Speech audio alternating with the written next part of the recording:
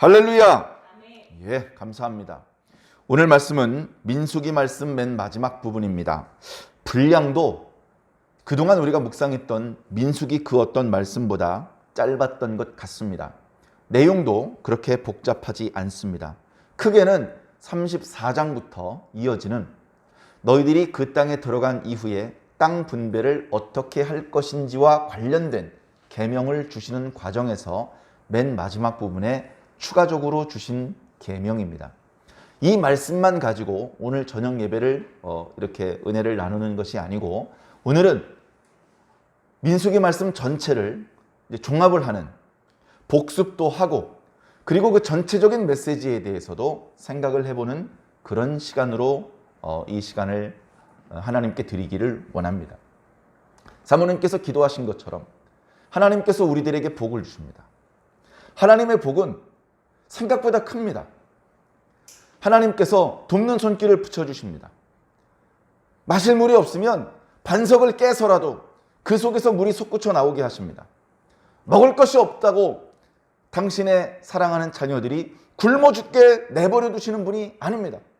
어떤 방법을 쓰셔서라도 지나가는 사람의 도움을 받게 하시든지, 날아가는 메추라기가 땅에 떨어지게 하시든지, 주변에서 만나가 내리게 하시든지, 어떤 수단을 쓰시든지 당신의 백성을 먹이시되 영양이 부족하지 않게 건강하게 하나님의 백성으로서 하나님의 그 체면을 구기지 않을 정도로, 야, 하나님의 백성이 저렇게 비쩍 말랐냐?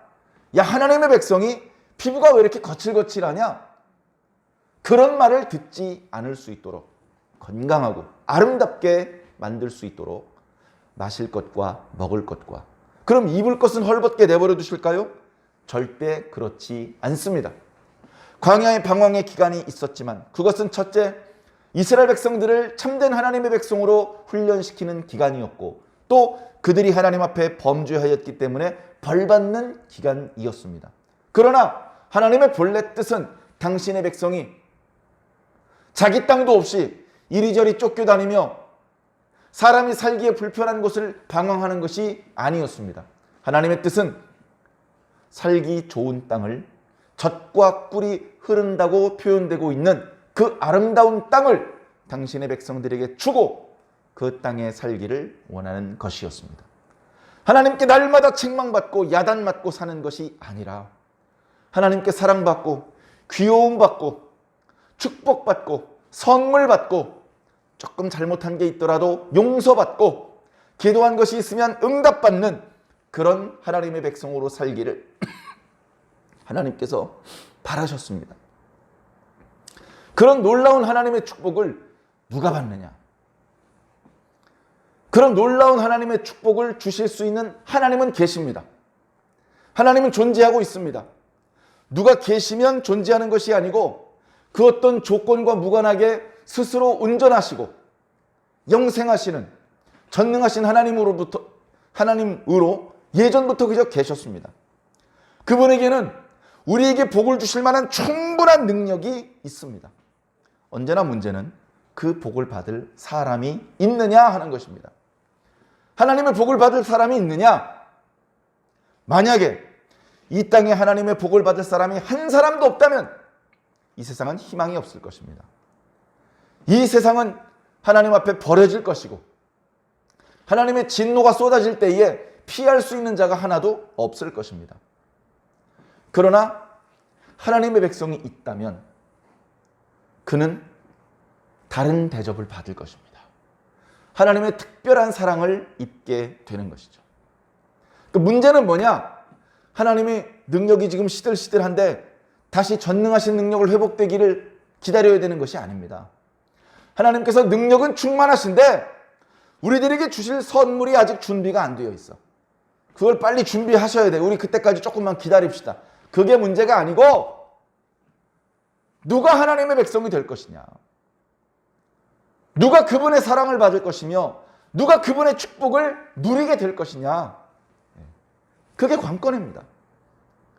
누가 하나님의 축복을 받느냐, 처음부터 하나님의 축복을 받기로 결정되어 태어나는 것이 아니고, 본래는 죄인인데 그 상태에서 하나님께서 아무런 조치를 취하지 않으셨더라면 그는 하나님의 진노를 받기에 합당한 자로 끝나버릴 수도 있는 사람이었을 텐데, 그런 죄인이 하나님의 백성으로 신분이 전환되는 과정을 거친 사람이 그 하나님의 축복을 누리게 되는 것입니다.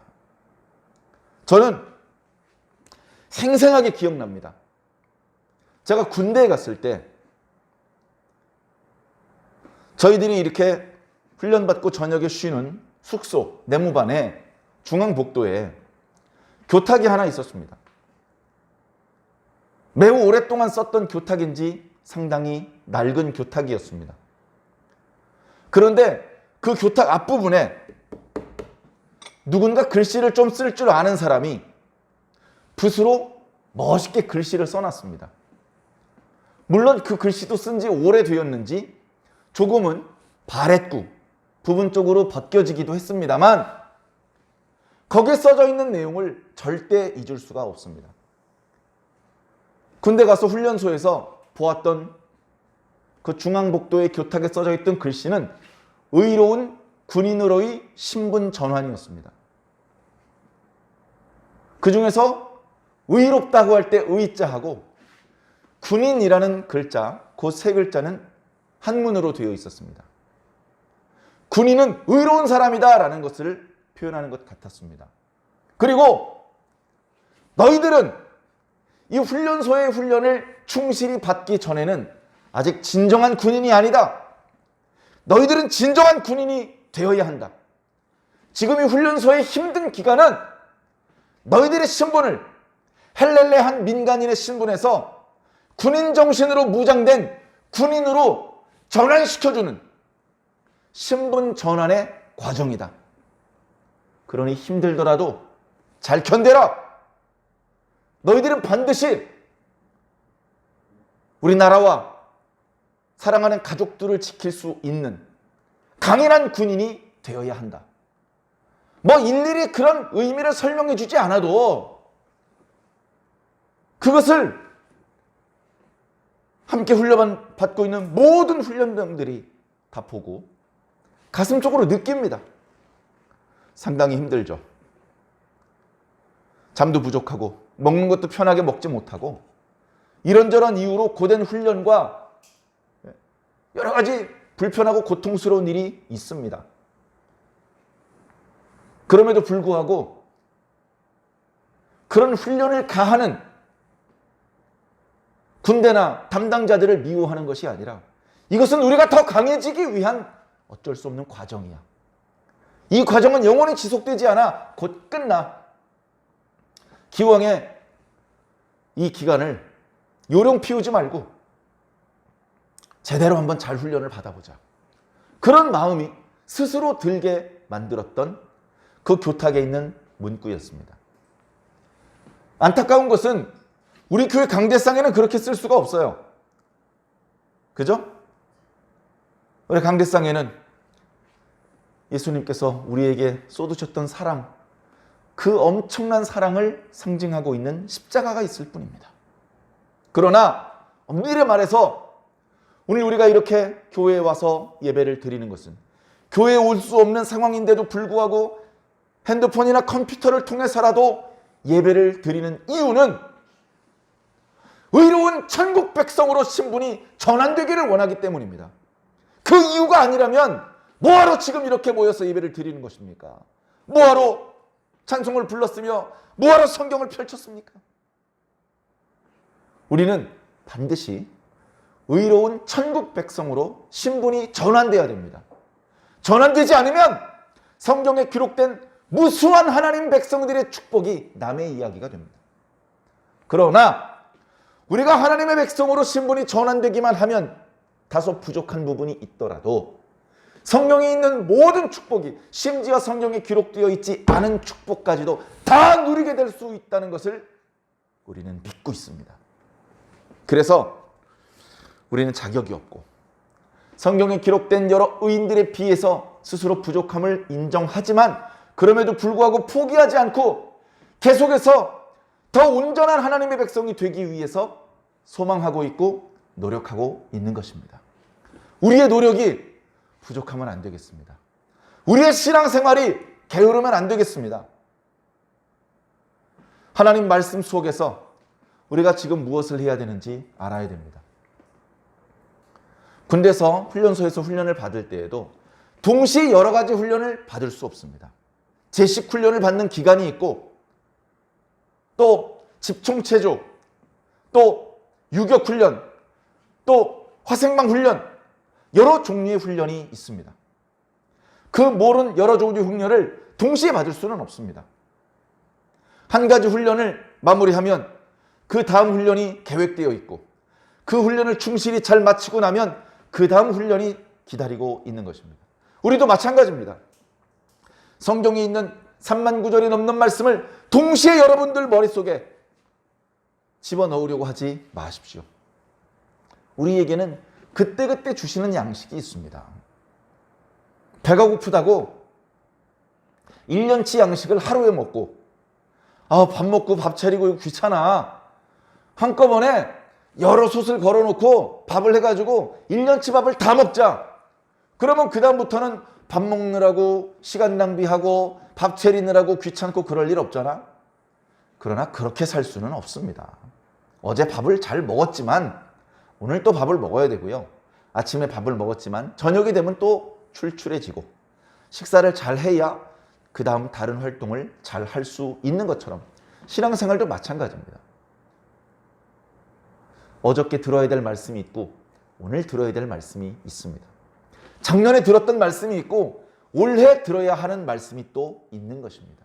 그렇게 그때그때 때를 따라주는 양식을 공급받아야 우리는 가장 영적으로 균형 잡힌 건강한 신앙인으로 신분 전환을 할 수 있게 되는 것입니다. 자, 그런 의미에서 그런 놀라운 하나님의 은총 가운데 오늘 민수기 맨 마지막 말씀 36장 말씀 묵상의 시간으로 오늘 이렇게 모였고요. 그리고 오늘은 36장 말씀의 내용뿐 아니고 민수기 말씀 전체에 대한 말씀을 드리려고 합니다. 모세오경은요, 하나님의 백성에 관한 이야기입니다. 하나님의 백성, 어떻게 보면 하나님의 나라에 대한 이야기예요. 하나님의 나라. 제가 그렇게 글씨를 아름답게 쓰지 못하더라도 너그럽게 이해해 주시기 바랍니다. 자, 하나님의 나라. 우리 나라 하면 나라가 되기 위해서 필요한 것들이 몇 가지 있다는 것을 상식적으로 알고 있습니다. 뭐 흔히 말하는 게 주권, 그 다음에 국민, 그 다음에 영토가 있어야 됩니다. 하나님의 나라 마찬가지입니다. 참된 하나님의 나라가 되려면 주권과 국민과 영토가 있어야 하는 것이죠. 우리나라의 경우 일제강점기 때 뻔히 영토도 있고 국민도 있었지만 주권을 상실했습니다. 진정한 국가를 이루었다 말할 수 없습니다. 그리고 주권이 상실되다 보니 대부분의 백성들이 매우 비참한 삶을 살 수밖에 없었습니다. 해봐야 계란으로 바위를 깨트리려는 그런 무모한 짓이나 마찬가지였지만 우리는 3.1 만세운동을 펼치지 않을 수 없었고, 그것을 계기로 중국 상하이에 임시정부를 만들어서 다시 국가의 면모를 갖추기 위해 움직이기 시작했던 것입니다. 그것과 마찬가지로 하나님의 나라도 이런 것들이 필요해요.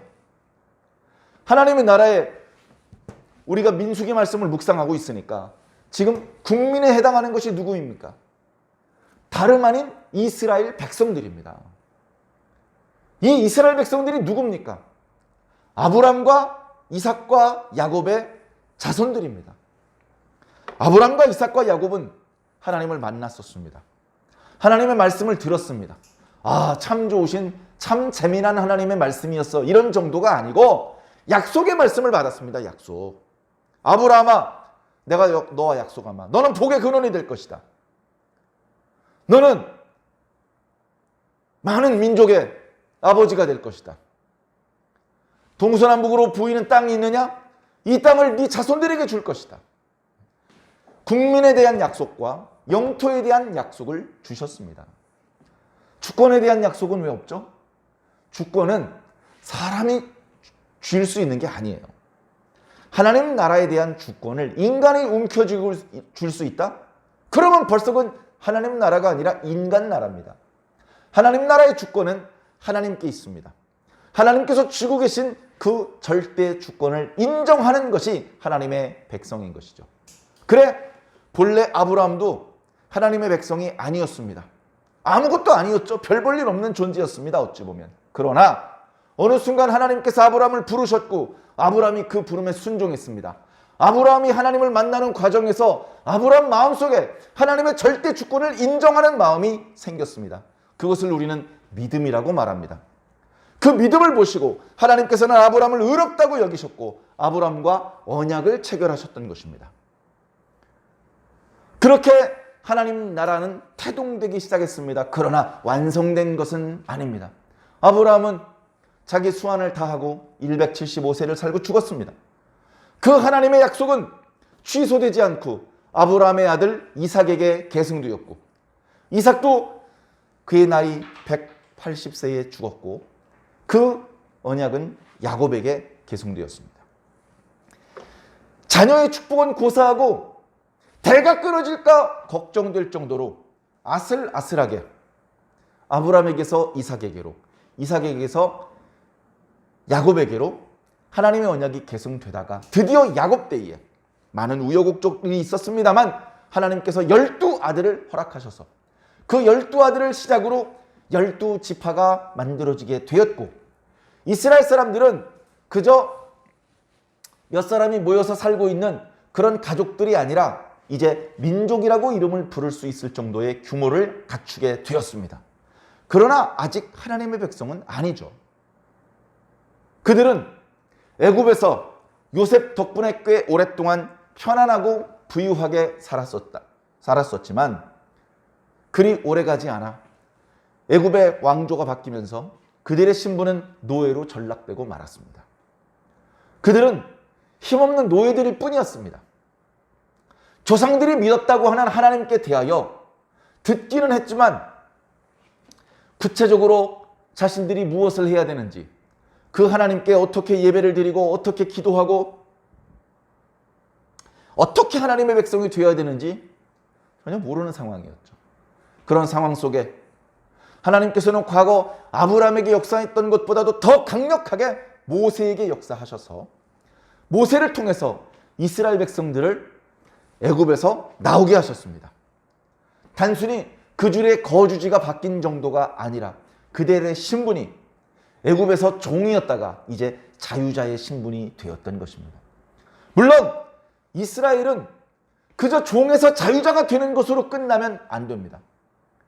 진정한 하나님 나라 백성으로서 신분 전환이 필요했습니다. 그 신분 전환 작업을 위해서 모세는 자신이 80세쯤 되었을 때에 시내산에서 만났던 하나님, 그 하나님을 만났던 곳으로 이스라엘 백성들을 인도하여 왔던 것입니다. 거기서 이스라엘 백성들과 하나님의 만남이 이루어졌고 많은 이스라엘 백성들이 듣는 데서 하나님의 말씀이 선포되었으며 그 말씀으로 인해서 이스라엘 백성들은 하나님 백성으로 신분이 전환되게 된 것입니다. 하나님의 절대 주권을 인정하고 하나님께서 주신 말씀을 믿고 그 말씀을 순종하기로 언약을 맺었던 것입니다. 그래 모세오경 전체는 이렇게 하나님 나라가 만들어지는 과정입니다. 자, 지금 이제 어중이 떠중이 민수기 1장에 보면 군대로 계수된 자가 60만 명이 넘었는데 계수되지 않은 어린아이나 노인들, 여자들 다 합하면 적게 잡아도 200만, 많게 잡으면 300만 정도 되는 그 모든 이스라엘 사람들은 하나님의 백성으로 신분이 전환되었습니다. 하나님 나라를 이루기 위해서 국민이 준비되었습니다. 당연히 그 국민을 국민되게 한 것이 바로 주권이죠. 하나님의 말씀. 그래서 말씀이 하나님의 백성을 떠나지 않는 것입니다. 이제 그들에게 남은 것은 영토만 있으면 됩니다. 영토는 이미 준비가 되어 있습니다. 이미 400년 전에 하나님께서 아브라함과 언약으로 동서남북에 보이는 땅, 그리고 대략의 경계까지도 말씀해 주셨습니다. 이 넓은 땅을 너의 후손들이 차지하게 될 것이다. 그 땅을 이제 이스라엘 백성들이 들어가서 차지하는 작업이 남아 있었던 것입니다. 바로 그 작업을 하기 위한 말씀이 오늘 민수기 말씀에 들어있는 것이죠. 자, 민수기 말씀은 1장부터 36장까지로 구성되어 있습니다. 구약 성경은요, 우리 잘 아는 것처럼 신약 성경이 헬라어로 기록된 것과 달리 히브리어로 기록되어 있습니다. 히브리어는 헬라어하고는 성격이 조금 많이 다릅니다. 헬라어는 상당히 정확합니다. 헬라어는 상당히 정확해요. 다시 말해서 헬라어는 정관사가 24개가 있습니다. 우리가 잘 아는 영어는 정관사가 더 하나밖에 없습니다. 우리나라 말로 번역하면 그런데 그것이 헬라어에는 24개가 있습니다. 그래서 우리는 정관사만 봐도 그 뒤에 나오는 단어가 어떤 의미를 가지게 되는지 정확하게 알 수 있습니다. 동사도 수없이 많은 변화와 불규칙이 있고요. 그런 어떤 여러 가지 구분된 표현들을 통해서 다양한 의미를 혼동되지 않게 표현할 수 있습니다. 시제도 미래 시제, 현재 시제, 과거 시제, 그렇게 세 개만 있는 것이 아니고 부정과거 시제, 여러 종류의 시제들이 있습니다. 자, 그런데 히브리어는 고대 문자라서 그런지 그런 복잡한 문법 체계가 없습니다. 동사의 시제는 완료형과 미완료형 두 가지밖에 없습니다. 그리고 그 나머지는 그 수많은 동사들의 불규칙한 변화를 통해서 표현하고 있는데 그 표현이 명확하지 않아서 우리가 히브리어로 기록된 문서를 해석을 할 때에 딱 한 가지 완벽한 문장으로 해석되지 않고 다양한 문장으로 해석하는 것이 가능한 상당히 열려있는 언어라고 표현해 드릴 수가 있을 것 같습니다. 자, 우리가 읽고 있는 민수기 말씀이 바로 그 히브리어로 기록되어 있는데요. 그러다 보니까 그 말씀의 의미를 해석하는 것이 어찌 보면 조금은 어렵습니다. 그렇기 때문에 단 한 단어, 단 한 구절에 그렇게 못이 박히고 필이 꽂히고 그렇게 할 것이 아니라 전체적으로 창세기부터 신명기까지 흐르는 또는 구약성경 전체 또는 신구약성경 전체의 흐름 속에서 지금 이 말씀, 이 문장, 이 단어를 살펴보는 것이 그 말씀을 좀 더 정확하게 이해할 수 있는 방법이 될 것 같습니다. 자, 그래서 히브리어 성경은 정확하게 그 의미가 드러나는 것은 아니지만 오히려 그렇게 정확하지 않기 때문에 다양한 의미를 담을 수도 있다는 것을 기억해 주시기를 바랍니다. 히브리어로 된 그런 어떤 글들의 특징 중에 봉투 구조라는 것이 있습니다. 봉투를 이렇게 봉투를 만들기 위해서 오린 다음에 봉투를 만드는 모양으로 접어서 풀칠을 하면 대략 이런 모양이 되죠. 네. 이런 모양으로 접어서 봉투를 만드는데 히브리어에서 여러 가지로 글을 쓰는 기법 중에 하나가 이런 봉투 구조, 문법적인 표현으로는 수미쌍관법, 수미쌍관 구조, 그러니까 머리하고 꼬리가 연결되어 있다. 똑같은 표현이 앞쪽과 뒤쪽에 동시에 나타나고 있다. 그런 의미로 이해해 주시면 될 것 같습니다. 그래, 민수기에도 1장과 26장에 동일한 내용의 말씀이 나타나고요. 27장과 오늘 읽었던 36장에 동일한 말씀이 나타납니다. 여기는 어떤 내용이 나타나느냐? 1장에 인구조사를 하는 내용이 나타납니다.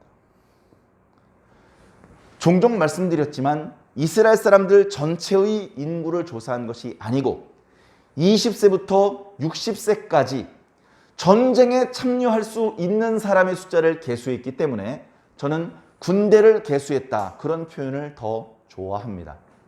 그래 1장에 인구조사를 했습니다. 그리고 26장에 또다시 인구조사를 합니다. 이때도 똑같이 20세에서 60세까지 전투에 임할 수 있는 남자들만을 계수했습니다. 한 번 계수했으면 됐지 뭐하러 또 계수해?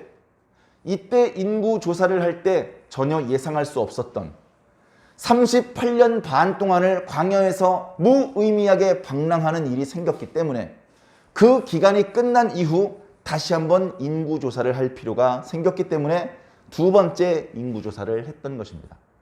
그리고 그 뒤에 27장에 보면 이제 이스라엘 백성들이 방황을 끝내고 언약의 땅으로 들어가야 되는데 들어가서 그 넓은 땅을 각 지파별로 분배를 해야 됩니다. 분배를 하기 위해서 어찌 보면 인구조사를 한 것이죠. 왜냐하면 인구가 많은 지파는 조금 더 넓은 땅을 차지할 수 있고 인구가 좀 적으면 그만큼 아무래도 좀 작은 땅을 차지해야 되니까 땅을 분배하는 것과도 아주 연관이 있는 그런 작업이었습니다. 그렇게 인구조사를 했는데 하다 보니까 여자를 무시해서가 아니라 과거에 전쟁을 하든 농사를 짓든 모든 노동이 남성에게 집중되어 있기 때문에 남성 중심으로 상속을 할 수밖에 없었습니다. 그런데 마침 어떤 사람이 딸만 5을 낳았지 아들을 낳지 못했어요. 그러면 조상들이 자신에게 분배해준 상속으로 물려받았던 그 재산을 계속해서 자기 자손들에게 물려줄 수가 없게 됩니다.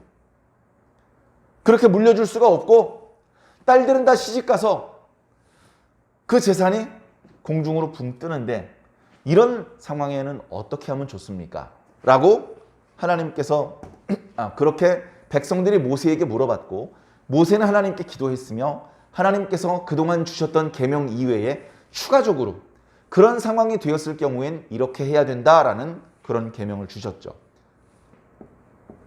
자, 여성에게 상속을 하는 그런 말씀. 그런데 그 말씀이 바로 오늘 말씀 속에도 또 나타납니다.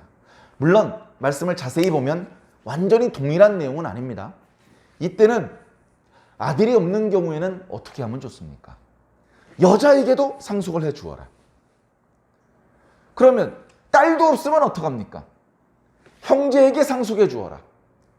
형제도 없으면 어떡합니까? 숙부에게 상속해 주어라. 숙부도 없으면 어떡합니까? 그 다음 가까운 친족에게 상속해 주어라. 그런 규례를 주셨었고 오늘 36장 말씀에서는 자, 만약에 딸들이 있으니까 27장에 주셨던 계명처럼 딸들에게 땅을 분배를 해주고 상속을 해주고 나면 그 딸은 결혼을 해서 자기 남편의 지파에게 포함이 되는데 그러면 우리 므낫세 지파의 땅이 다른 지파로 넘어가 버리지 않겠습니까? 이 문제를 어떻게 해결하면 좋겠습니까? 그래서 모세에게 물어보았고 모세가 하나님께 기도했고 하나님께서는 모세를 통해서 추가적인 계명을 하나 더 주셨죠. 너희들은 자유롭게 시집가도 되는데 다만 다른 지파로 시집가지 마라. 너희 아버지가 속한 지파로 시집가라. 그렇게 하면 너희 아버지의 재산이 다른 지파로 넘어가서 복잡한 문제가 생기지 않게 될 것이다. 그렇게 추가적으로 계명을 주셨고 그리고 그 말씀에 따라서 슬로부앗이라고 하는 사람의 딸 5명은 자기 숙부의 아들들과 결혼을 했습니다. 그래서 그 문제는 해결이 됐죠. 그러나 사람이 살면서 또 피치 못하게 자녀를 낳았는데 딸들만 낳은 경우에는 이때 주셨던 27장과 36장의 계명대로 하면 혼란을 일으킬 것이 없이 안전하게 하나님께서 주신 계명대로 이 계명은 정말로 하나님의 백성답게 살 수 있는 좋은 사회 시스템이었습니다. 이 시스템대로 안정되게 하나님의 백성으로서 살아갈 수 있게 되는 것이죠. 자, 크게는 이런 두 가지 봉투 구조가 민수기 속에 있다는 것을 기억하시면서 이제 빠른 속도로 그동안 우리가 읽었던 민수기 말씀을 전체적으로 한번 살펴보도록 하겠습니다. 자, 1장에 인구조사를 했습니다. 군대를 개수한 것이죠. 자, 1차 군대 개수. 인원이 60만 3,550명이었습니다.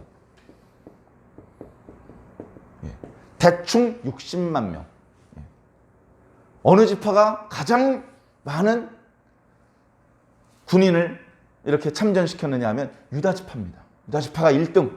나중에 나오겠지만 2차 인구조사에서도 유다 지파가 1등을 합니다. 그래서 유다가 야곱의 아들들 중에 첫째 아들인 것은 아니었지만 가장 강했고 가장 하나님께 사랑을 받았고, 그래서 결국 나중에도 다윗 왕이 유다 지파에서, 그래서 그 유다 지파가 계속해서 명맥을 유지했고 심지어 예수님도 유다 지파에서 나오게 되셨던 것입니다. 자, 군대를 개수했고요. 2장에 보면요, 부대를 배치합니다. 이 부대를 배치하는 이 모습 속에 어찌 보면 민수기 전체의 핵심 주제가 들어 있습니다. 이 주제는 민수기 안에서만 핵심 주제가 아니고 모세오경 전체, 그리고 신구약 성경 전체 속에서도 핵심적인 주제입니다. 자, 부대 배치를 어떻게 하냐면요, 성막이 중심이에요. 성막이 중심입니다. 그리고 동쪽에 유다 지파,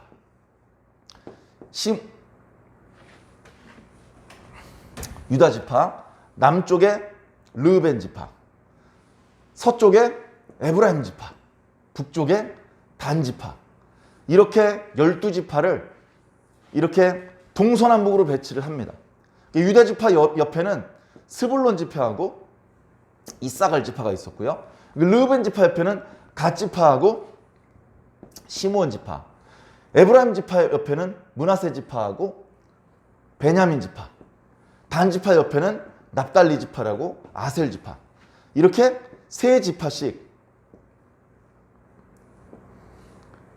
동서남북으로 이렇게 배치를 해서 이렇게 성막을 중심으로 살게 했습니다. 그리고 3장에는요, 레위 사람을 계수합니다. 레위 사람은 생후 1개월 된 사람부터 계수를 해서 22,000명이었습니다. 그리고 이 레위 사람도 부대를 배치를 해주죠. 그리고 레위 사람들의 역할도 분해줍니다. 여기 이제 제사장이 있습니다. 제사장. 다시 말해서 모세와 아론과 아론의 아들들. 그리고 남쪽으로는 고핫 자손들이 있고요. 서쪽으로는 게르손 자손. 그 다음에 무라리 자손이 이렇게 배치가 됩니다. 그러니까 중요한 건 뭐냐? 성막을 중심으로 이스라엘 백성들에게 자리를 배치해 주었다. 너희들은 성막을 중심으로 살아라. 성막에서 무엇이 들렸냐 하면 하나님의 말씀이 들렸습니다. 그러니까 다시 말해서 말씀 중심으로 살아라. 성막에 하나님의 영이 임재하셨습니다. 다시 말해 하나님 중심으로 살아라. 너희들이 거룩한 하나님 나라 백성으로 신분이 전환되었다면 이제부터는 너희 개인적인 욕심대로 살면 안 된다. 이제부터는 하나님 중심으로 살아야 된다. 그것이 부대 배치를 통해서 보여주신 하나님의 계명이었던 것입니다. 이어지는 말씀들, 이거 칠판에 적어서 표현하는 것이 좀 무리가 있을 것 같습니다. 제가 메모한 것이 있기 때문에 간략간략하게 읽어드리는 것으로 대신하겠습니다. 자, 그렇게 해서 1장과 4장까지 이스라엘 12지파와 레위 사람들까지 군대 개수를 하고, 물론 레위 지파는 별도로 개수를 해서 이 사람들은 군대에 포함되지는 않습니다. 요즘 말로 병역이 면제되었죠. 그렇다고 노는 것은 아니고요. 이 사람들은 하나님께서 당신의 소유로 삼으셨습니다. 레위 사람들은 내 거다. 너희들이 급한 싸움이 있다고 레위 사람을 데리고 가지 마라. 레위 사람들은 오직 나를 위해서만 봉사하게 될 것이다. 그렇게 하나님께서 말씀을 하셨습니다. 그렇게 1, 2, 3장의 인구조사와 각 지파의 위치 그리고 역할을 지정을 해 주셨고, 5절에는 이렇게 하나님의 백성들이 질서를 잡히고 거룩한 모습을 유지했으니 이 거룩한 것이 훼손되지 않도록 부정한 것이 생긴다면 진영 밖으로 내보내라. 진영 안에 더러운 것, 부정한 것들이 있으면 진영 밖으로 내보내라. 그리고 6장에는 나시린의 규례가 있습니다. 제사장은, 레위인은 내가 자원해서 된 것이 아닙니다. 내가 하기 싫다고 안 할 수 있는 것도 아닙니다. 그러나 나머지 12지파 평범한 이스라엘 백성들 중에서 저도 하나님을 위해서 봉사하고 싶습니다. 그렇게 하고 싶은 사람은 나시린으로 서원을 해라. 그러면 하나님께서 정해놓으신 규례를 따라서 나시린으로서 하나님을 섬길 수 있을 것이다. 평생을 섬길 수도 있고 일정한 기간을 섬길 수도 있습니다.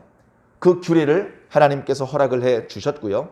7장에는 이렇게 하나님께서 복을 주셨으니 이스라엘 12지파가 하나님께 봉헌을 합니다. 먼저는 수레 6개와 소 12마리를 봉헌을 합니다.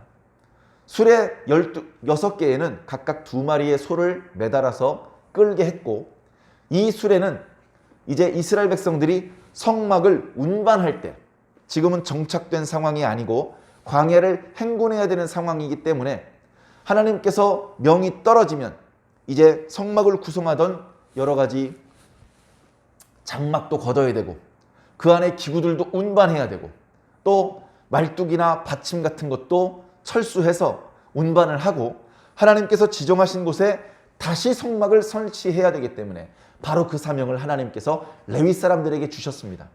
그래, 이 남쪽에 있던 고핫 자손들에게는 제사장들이 미리 성막에 들어가서 기구들을 이렇게 씌워 놓으면, 그러면 그 다음에 고핫 자손 레위 사람들이 성막 안으로 들어가서 제사장의 지도하에 성막에 있는 기구들을 직접 어깨에 메어서 운반을 하는 사명을 맡았습니다. 그 작업이 끝나면 게르손 자손들이 달려들어서 성막을 구성하고 있는 장막과 여러 포장들을 걷습니다. 그것들을 걷어서 개켜서 2 수레에 실어서 수레에 운반하도록 그렇게 말씀하셨고, 그 다음에 무라리 자손들은 그 이외에 밧줄과 기둥과 말뚝과 기둥 받침과 널판과 이런 것들을 수레에 담아서 운반하게 했습니다. 무라리 자손들이 담당한 물건들이 훨씬 많았고 무거운 것들이었기 때문에 무라리 자손들을 위해서는 수레가 4개, 소가 8마리가 분배가 되었습니다. 그리고 그것 이외에도 12지파가 순서대로 와서 이런 은혜를 우리들에게 베풀어 주신 하나님께 감사하는 의미로 번제와 속죄제와 또 화목제를 하나님 앞에 드리는 이야기들이 거기에 나타납니다. 그러니까 이 말씀, 7장 말씀은 분량이 상당히 길죠. 이어지는 8장 말씀에 레위 사람들을 하나님 앞에 바치는 말씀이 나옵니다. 레위 사람들은 내 것이다. 그래서 제사장들이 레위 사람들을 세워놓고 제사를 드립니다. 보통 제사를 드릴 때 제물들 중에 하나님께 바치는 부분은 이렇게 좌우로 흔들거나 앞뒤로 흔드는 요제 또는 위아래로 들었다 내렸다 하는 거제, 이런 방식으로 하나님의 것임을 표현하는데요. 이제 레위 사람들을 그렇게 하나님 앞에 바치고 이제 레위 사람들이 온전히 하나님만을 위해 섬기는 자들로 위임되는 그런 의식이 나타납니다. 9장에는 첫 번째 유월절을 하나님 앞에 드렸던 그런 장면이 나타납니다. 더러 부정한 자들이 있어서 그럼 우리는 어떡합니까? 너희들이 정결해진 이후에 한 달 후에 유월절에 참여하도록 하라는 계명이 추가가 됩니다. 그리고 드디어 10장에 하나님께서 나팔 규례를 주십니다. 그 수많은 백성들을 이끌어야 되기 때문에 구령으로, 목총으로 그들을 일사불란하게 지휘할 수가 없습니다. 나팔을 만들라고 명하시고 나팔 소리가 짧을 때는 어떻게, 길 때는 어떻게, 한 번 불 때는 어떻게, 2번 불 때는 어떻게 해야 될 것인지에 대한 규례를 주셔서 나팔 소리를 통해서 당신의 백성들을 인도하시는 모습을 보여주십니다. 그래서 나팔은 곧바로 하나님의 말씀인 것입니다. 그래서 이 나팔 소리를 따라서 드디어 그동안 10장까지는 아직도 시내산 자락에 있습니다. 거기서 성막을 봉헌한 이후에 민수기 말씀의 이야기가 1장부터 10장까지 이어졌고 드디어 나팔 소리가 나면서 이스라엘 백성들이 행군을 하기 시작합니다. 멈추었을 때는 이렇게 중앙에 성막을 두고 동서남북 레위 사람들과 그 바깥쪽에 3지파씩 진영을 이루었다가 행군을 할 때에는 언약궤가 앞서가고 그 다음에 제1대 유다 지파와 스불론, 이사갈 지파가 그 다음. 그 뒤로는 게르손 자손들이 성막에 그 포장들과 덮개들을 개켜서 두 수레를 실어서 1대와 2대 사이에, 그 다음에 2대 르우벤 지파, 시므온 지파, 갓 지파가 가고, 그 뒤에 무라리 지파가 그 성막의 기둥과 말뚝, 기둥 받침과 널판들을 실어서 운반을 하게 했습니다. 그러다 멈추면 또다시 성막을 먼저 건축을 하고 동서남북에 이스라엘 12지파가 배치가 되는 것이죠. 자, 그런데 지금 이렇게 이제 갈 때 이제 나중에 신명기에 나타납니다만 시내산에서 가데스 바네아까지 불이 나게 올라갑니다. 10하루길이라고 기록하고 있습니다. 그리고 그대로 여세를 몰아서 가나안으로 뛰어 들어가야 합니다. 군대를 개수했다는 것은 이미 가나안 땅에 살고 있는 선거주자들과 전투를 벌일 준비를 마쳤다는 것입니다. 전투를 벌이고 나면 그 다음에는 하나님께서 싸워주시기 때문에 연전연승을 거듭하다가 가나안 땅을 온전히 이스라엘 백성들이 차지하는 것만 남겨져 있었던 것인데, 그런데 신명기 말씀을 자세히 보니까 갑자기 가데스 바네아에서 멈춥니다. 거기까지 가는 과정에서 이스라엘 백성들이 원망하는 이야기는 좀 생략하겠습니다. 하나님께서 다베라, 불사름, 기브롯 핫다와 탐욕의 무덤이라고 하는 그런 재앙을 당했던 그 과정을 지나서 가데스 바네아에 도착했고, 백성들은 무턱대고 들어가기보다는 들어가기 앞서 각 지파에서 정탐꾼 한 명씩을 선발하여 12명을 정탐꾼으로 먼저 보내면 좋겠다. 정탐꾼이 정탐을 하는 기간은 40일이었습니다. 40일이 지나고 정탐들이 돌아왔습니다. 어떤 정탐꾼들은 그 땅에 있는 과일들을 꺾어 오면서 많은 백성들이 더욱 기대하게 만들기도 했습니다. 그러나 결국 그 정탐꾼 12 중에 10명은 그 땅 백성들은 우리보다 키가 크다, 기골이 장대하다, 인구도 많다, 그들이 살고 있는 성벽은 높다, 우리는 그들과 싸우면 승산이 없다, 우리 남자들은 다 죽을 것이고 우리 아내들과 우리 자녀들은 그들의 노예가 될 것이다. 그렇게 말을 하는 바람에 모든 이스라엘 백성들이 동시에 하나님을 버리고 하나님을 원망하고 다시 애굽으로 돌아갈 생각을 하게 되었습니다. 이 사건은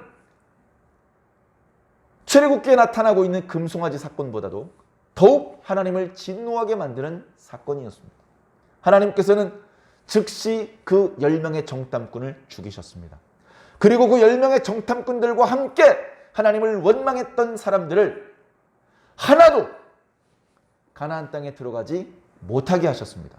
하나님께서 말씀하시기를 너희 말이 내 귀에 들린 대로 너희들에게 행할 것이다. 너희가 뭐라고 말했느냐? 우린 죽어. 우린 거기 못 들어가. 우린 죽어. 그렇게 말했지. 오냐? 너희들이 다 죽게 하겠다. 너희들은 가나안 땅에 들어가지 말라. 너희들은 다시 방향을 돌려서 광야로 내려가라. 그 광야에서 오늘 원망했던 사람들이 모두 죽을 때까지 너희들은 언약의 땅에 들어갈 수 없다. 하나님께서 그렇게 말씀하셨습니다. 불순종하고 또 뛰어 올라가는 사람들이 있어요. 하나님께서 도와주지 않았기 때문에 박살이 납니다. 그리고 돌아옵니다. 웁니다. 그러나 늦었습니다.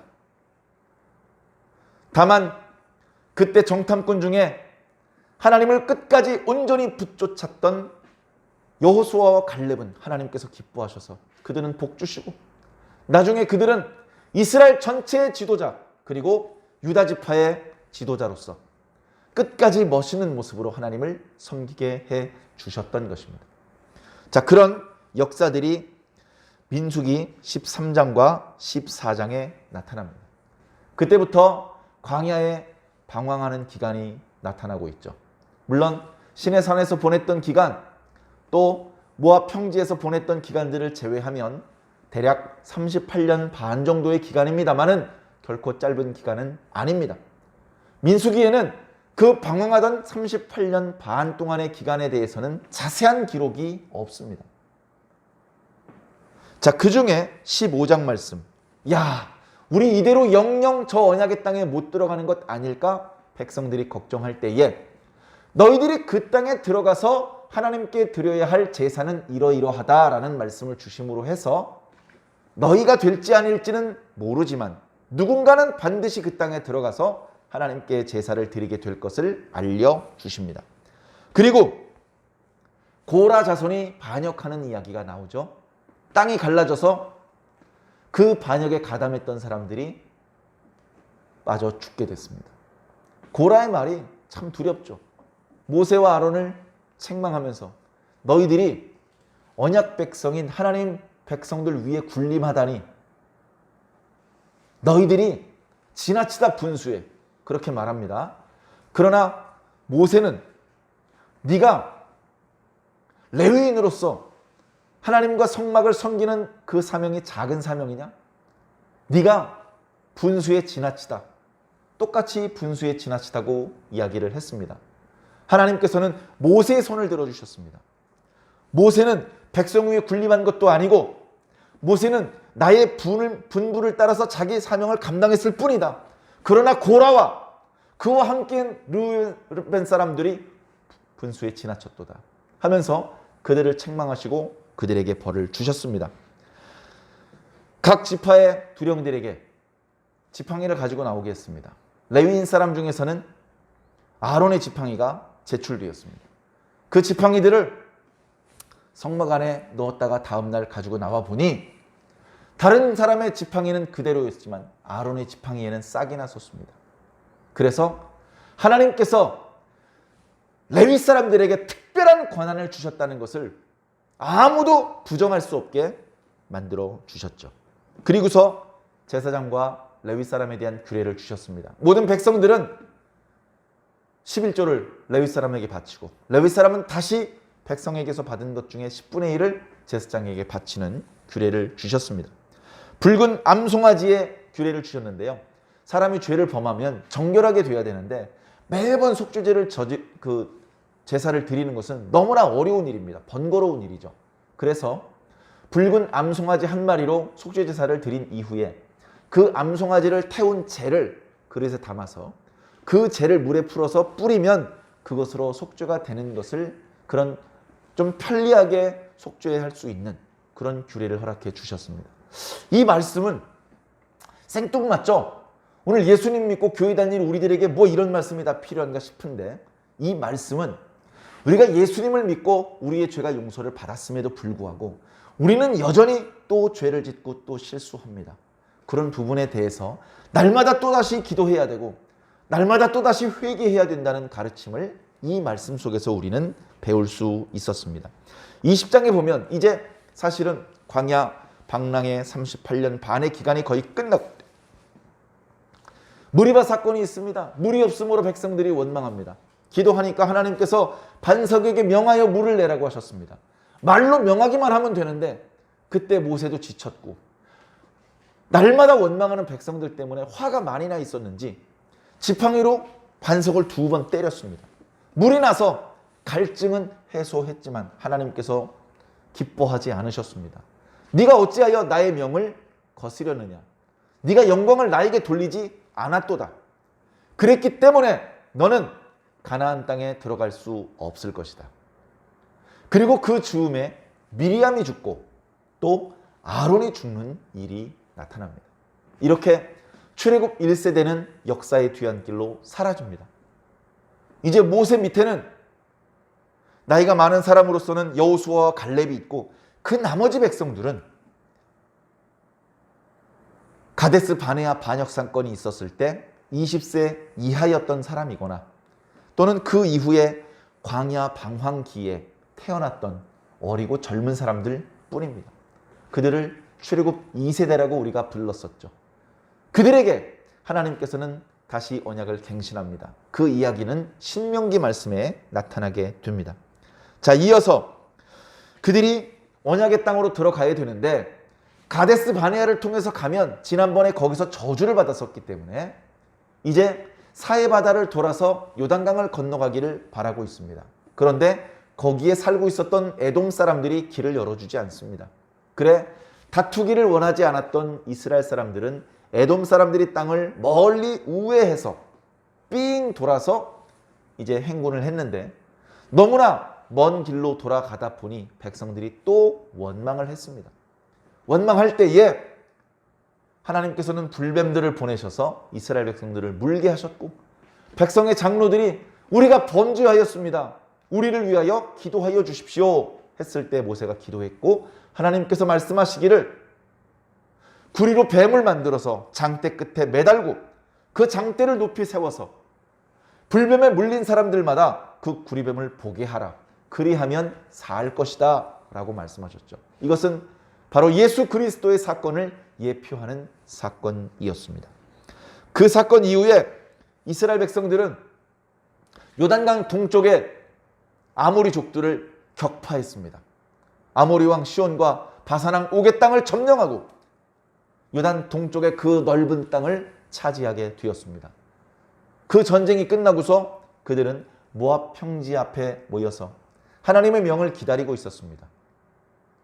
그 요단강을 건너서 본격적으로 가나안 땅을 차지하기에 앞서서 그들은 하나님과의 언약을 다시 한번 갱신해야 했습니다. 다시 말해 다시 의로운 하나님 나라 백성으로 신분 전환을 해야 되는 과정이 남겨져 있었던 것이죠. 그러나 그 단계로 넘어가기 전에 이스라엘 백성들에 대하여 두려움을 가지고 있었던 모압 왕 발락은 무당 발람을 초대해서 이스라엘 백성들을 저주하게 합니다. 그러나 하나님께서 강하게 발람을 막으셔서 발람은 이스라엘 백성들이 내려다 보이는 언덕 위에서 이스라엘 백성들을 저주하는 것이 아니라 오히려 축복하는 일을 했습니다. 그래 발람에게 많은 돈을 주고 발람을 초청했던 발락이 화가 나서 당장 내 앞에서 사라져라. 안 그러면 내가 너를 죽일지도 모른다. 그렇게 둘이 헤어지는 모습이 나타나는데 나중에 보니까 이 발람이 이스라엘 백성들을 물리칠 수 있는 방법을 알려주는데 아주 비겁한 방법이죠. 모압과 미디안의 미인들을 이스라엘 사람들 진영 근처로 보내라. 그래서 그들을 유혹하게 해라. 그들과 간음하게 해라. 그들로 하여금 이방 신들 앞에 제사하게 만들어라. 그렇게만 하면 이스라엘을 보호해주는 여호와 하나님께서 오히려 이스라엘 사람들에게 재앙을 내리실 것이다. 그러면 너희들은 손쉽게 그들을 이길 수 있다. 이런 사특한 잔꾀를 알려줍니다. 그리고 그대로 미디안과 모압의 여인들이 가서 이스라엘 백성들을 유혹하고 그들은 간음과 우상 숭배라고 하는 돌이킬 수 없는 죄를 저지릅니다. 하나님께서 진노하셨습니다. 이스라엘 백성들 사이에 전염병이 돕니다. 그런데도 불구하고 정신을 차리지 못하고 또 미디안 여자를 자기 장막으로 데리고 들어가는 모습이 발각되었고 그 모습을 보았던 아론의 손자 엘르아살의 아들 비느하스가 창을 들고 들어가서 그 두 사람을 창으로 찔러 죽이는 일이 있었습니다. 그 모습을 보면서 네가 나의 분노를 쉬게 하는구나. 너에게 영원한 제사장 직분을 주겠노라. 그리고 이스라엘 사람들에게 베풀었던 이 재앙을 멈추게 하겠노라. 그렇게 재앙이 멈추게 됩니다. 그리고 나서 우리가 잘 아는 두 번째 인구조사를 하게 되고요. 그 두 번째 인구조사를 할 때 바로 조금 전 미디안의 여자를 자기 장막으로 데리고 갔던 시므온 사람을 하나님께서 미워하셔서 시므온 사람들은 하나님의 재앙으로 많이 죽게 되었고 본래 그렇게 인구가 적은 지파가 아니었는데 두 번째 인구 조사를 할 때 보면 인구가 너무나 작은 숫자로 줄어져 버리는 그런 것을 우리가 또한 발견할 수 있었습니다. 그래 두 번째 인구 조사에서는 60만 1,730명이었고요. 그리고 슬로보아스의 딸들이 땅 분배에 대해서 우리들의 권리를 회복해 주십시오 라고 말해서 하나님께서 그 관련된 규례를 추가로 주셨고 그리고 이제 모세가 가나안 땅까지 들어갈 수 없기 때문에 모세 이후에는 여호수아를 이스라엘 전체의 지도자로 삼을 것을 하나님께서 말씀하셨습니다. 그리고 28장과 29장에는 이스라엘의 여러 절기들이 나타납니다. 상번제, 날마다 하나님께 드려야 되는 제사. 안식일, 7일에 한 번씩 돌아오는 안식일에 드리는 제사. 그리고 월삭, 매달 첫 번째 날에 하나님께 드리는 제사. 그리고 6월절과 77절. 구약성경에는 오순절보다는 77절이라는 표현이 더 자주 나타나는 것 같습니다. 그리고 29장에는 7월 달에 열리는 7월 1일에 나팔절, 7월 10일에 속죄일, 7월 15일부터 시작되는 초막절의 절기들이 소개되고 있습니다. 30장에는 서원법, 하나님 앞에 서원을 하려거든 해라. 그러나 부모의 허락을 받아야 한다라는 말씀이 나타나고요. 31장에는 이스라엘 백성들이 모압 평지에서 하나님께 범죄하게 만들었던 미디안 족속을 징벌해서 너희들의 그 고통에 대한 보복을 해라. 그리고 그때 이스라엘 백성들이 그런 고통을 당하게 만들었던 악한 꾀를 말했던 발람 무당도 죽이는 그런 이야기가 나타납니다. 이어지는 32장에 요단 동편 땅 분배하는 이야기가 나오죠. 모세요, 요단 동편을 우리가 이렇게 차지했는데 이 땅은 보니까 목축하기 좋은 땅입니다. 마침 우리 지파는 가축들이 다른 지파보다 많이 있으니 이 땅을 우리 지파에게 주십시오. 모세가 화를 냈습니다. 아니, 지금 다 함께 힘을 모아서 요단강을 건너가서 저기 살고 있는 사람들을 격파해야 되는데 너희들이 편안하게 이미 땅 확보됐다고 전쟁을 안 한다고 하면 결국 이것은 또다시 이스라엘 민족이 가나안 땅을 차지하는 것을 방해하는 꼴이 된다. 너희들이 그때 가데스 바니아에서 하나님의 저주 쏟아지는 것을 보았느냐? 너희들이 어떻게 그걸 감당하려고 하느냐? 모세가 화를 냈을 때 그들이 생각을 바꾸었습니다. 모세요, 그게 아닙니다. 우리는 전투에 참여하겠습니다. 우리는 선봉에 서겠습니다. 이 가나안 땅 전체를 차지할 때까지 우리는 우리 집으로 돌아오지 않겠습니다. 그러나 우선 여기 우리 노인들과 우리 어린아이들과 여자들을 위해서 집을 짓고 가축들을 먹일 수 있도록 허락해 주십시오. 그러면 우리 남자들은 전부 나와서 가나안 땅으로 들어가서 그 전투에 임하겠습니다. 그렇게 약속을 합니다. 그래서 허락을 해 줍니다. 이어지는 33장에는 출애굽의 여정이 나옵니다. 40번이 넘게 이사를 다녔죠. 그리고 가나안 땅을 정복해야 된다는 하나님의 명령, 이것은 지켜도 좋고 지키지 않아도 괜찮은 것이 아니라 지키지 않았을 경우에는 축복이 아니라 거꾸로 엄청난 하나님의 진노와 재앙을 마주하게 될 수도 있다는 말씀을 주셨습니다. 34장부터 오늘 36장까지는 땅 분배와 관련된 말씀으로서 34장에는 가나안 땅의 경계를, 그리고 그것을 분배하는 일을 담당하는 담당자를 말씀하셨고, 35장 지난주 수요일 날에는 레위인의 성읍 48개와 그 중에 6개는 도피 성읍으로 지정해야 된다는 말씀을 주셨습니다. 그리고 오늘 여성 상속에 대한 추가 규례. 자, 이렇게 해서 민수기 전체 말씀을 우리가 되짚어 보았는데요. 민수기 전체 말씀의 핵심적인 모습은 뭐냐? 너희들은 하나님의 백성이 되어야 된다. 거룩한 하나님의 백성으로 신분이 전환되어야 된다. 하나님의 백성은 거룩한 백성이다. 하나님께서 거룩하신 것처럼 너희도 거룩하라라는 말씀이 레위기의 핵심적인 주제였던 것처럼 민수기에서는 너희들을 거룩한 하나님의 백성으로 신분 전환해 주셨으니 그 거룩함을 유지해라. 거룩함을 유지하는 방법은 막 엉덩이에 힘주고 용 쓰는 게 아니고 하나님께서 말씀하신 질서를 지키는 것입니다. 질서 안에 있을 때 우리는 거룩한 것을 유지할 수 있습니다. 그러나 질서를 무시했을 때, 질서를 벗어져 나갔을 때 우리는 거룩함도 잃어버리게 되는 것이죠.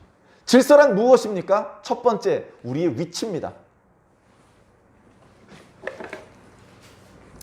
자, 이것은 우리의 거룩. 오늘날 예수 믿는 그리스도인들에게도 동일하게 해당되는 말씀이기 때문에, 자, 우리는 거룩해야 되는데 그래야 하나님의 백성으로서의 정체성을 잃어버리지 않게 되는 것인데, 거룩은 다시 말해서 질서를 지키는 겁니다. 하나님께서 주신 질서를 지키는 것이죠. 하나님께서 그어놓으신 선 안쪽에 있는 것이 거룩입니다. 그것을 벗어져 나가면 거룩을 잃어버리고 부정해지는 것이죠. 질서는 첫 번째 위치입니다. 너의 위치를 지켜라. 너 무슨 지파야? 스물론 지파인데요? 아, 그럼 동쪽의 유다 지파 옆으로 가. 너 무슨 지파야? 베냐민 지파인데요? 아, 그럼 서쪽의 에브라임 지파 옆으로 가. 넌 누구야? 저 게르손 자손인데요? 너 그러면 성막 서쪽으로 가. 너는 저 무라리 자손인데요? 아, 성막 북쪽으로 가. 하나님의 질서 안에서 우리의 자리가 정해져 있습니다. 우리는 그 자리를 이탈하면 안 됩니다. 자리를 지킬 수 있어야 됩니다. 자리만 지키는 것이 아니라 역할도 있습니다. 야, 언약궤는 어떻게 생긴 거야? 나 이번엔 언약궤 한번 들어볼래. 너 어디 족속이야? 게르손 족속인데요? 그러면 그냥 천막 날러. 천막. 저 언약궤를 나르고 그 성막에 있는 기구들을 운반하는 것은 고아 자손들에게 하나님께서 맡기셨어. 너의 역할이 아니야. 너에게 맡긴 역할을 감당해. 너 어느 지파야? 단지파인데요? 그럼 북쪽 지파, 세 지파의 대장 지파네. 거기 있는 세 지파를 잘 통솔하고 북쪽으로부터 오는 외적들을 잘 가로막아. 그리고 그 주변에서 발생된 부정한 일에 대해서는 너희 지파가 주동이 되어서 부정한 것은 진영 밖으로 쫓아내고 항상 정결한 상태, 거룩한 상태를 유지하도록 힘을 써. 각자 자신의 위치뿐 아니라 역할과 사명도 주어져 있습니다. 하나님, 제가 석 달 동안 여자를 가까이 하지 않았고 일주일 전부터 매일 목욕을 했으며 3일 전부터는 금식을 했습니다. 제발 저도 성막을 운반할 수 있게 해주십시오. 무슨 지파인데? 레위 지파는 아닌데. 그러면 안 돼. 질서를 지켜야 됩니다. 오늘날 교회는 어떻습니까? 우리가 일단 있어야 될 자리는요, 예배드리는 자리입니다. 기도하는 자리고 봉사하는 자리고 전도하는 자리입니다. 우리가 있어야 될 곳입니다. 이도저도 아닌 곳에 너무 오랫동안 머물러 있으면 그가 하나님 백성으로서의 정체성을 안전하게 유지하고 있다고 말하기 어려워집니다. 우리는 우리가 있어야 될 자리에 있어야 됩니다. 거기서 아무것도 안 하고 그냥 들려주는 이야기나 듣고 그냥 인사나 받고 그냥 갖다 주는 거나 먹고 그렇게 아무 기능 없이 있으면 안 됩니다. 각자 자기에게 주어져 있는 사명이 있습니다. 그 사명은 집사님의 부탁을 통해서, 목사님의 임명을 통해서 주실 수도 있지만 그 모든 것은 사실은 하나님께로부터, 예수님께로부터 내려오는 사명이라는 것을 기억해 주시기를 바랍니다. 우리는 그래서 이 말씀, 민수기 말씀이 주어졌던 때로부터 거의 3,400년이 지난 시대를 살고 있음에도 불구하고 이 말씀의 정신에 입각해서 우리는 거룩한 하나님의 백성으로 날마다 신분이 전환되어야 하고 하나님의 백성들에게 예비되어 있는 그 축복을 누려야 합니다. 그러기 위해서 오늘 우리는 우리의 위치를 지켜야 되고 우리의 역할을 충실히 감당해야 되는 것이죠. 오늘 말씀이 조금 길어졌습니다만 사랑하는 성도 여러분, 진짜 모시는 하나님의 백성으로 그렇게 계속해서 나아가 주시기를 주님 이름으로 간절히 부탁을 드립니다.